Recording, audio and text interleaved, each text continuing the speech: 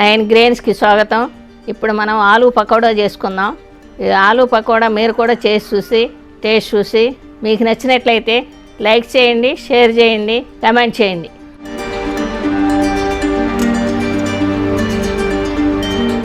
నాలుగు బంగాళదుంపలు తీసుకొని పై పొట్టు తీసేసి ఇట్లా సన్నగా తరిగి చల్లటి నీడలో వేసి వడగట్టుకున్నానండి.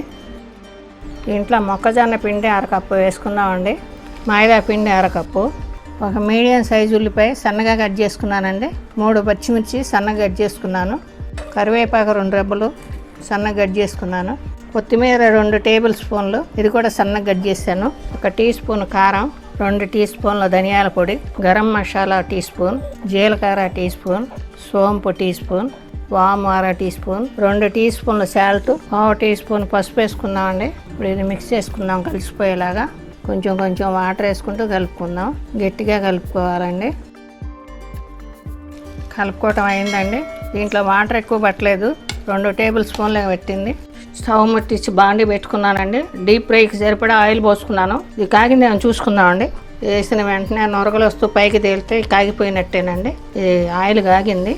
ఇది మీడియం సెగలోనే వేయించుకోవాలండి, లేదంటే పైన ఎర్రబడిపోయి లోపల పచ్చిగా ఉంటుంది. ఒకసారి కదుపుకుందామండి. ఇలాగా గోల్డెన్ బ్రౌన్ వచ్చే వరకు వేయించుకుందాం. వేగిపోయినాయండి, తీసేసుకుందాం. ఏ విధంగా వేగితే చాలు. క్రంచీ పకోడీ, ఆలూ పకోడీ రెడీ అండి. ఇదే విధంగా మీరు కూడా చేసి టేస్ట్ చూడండి.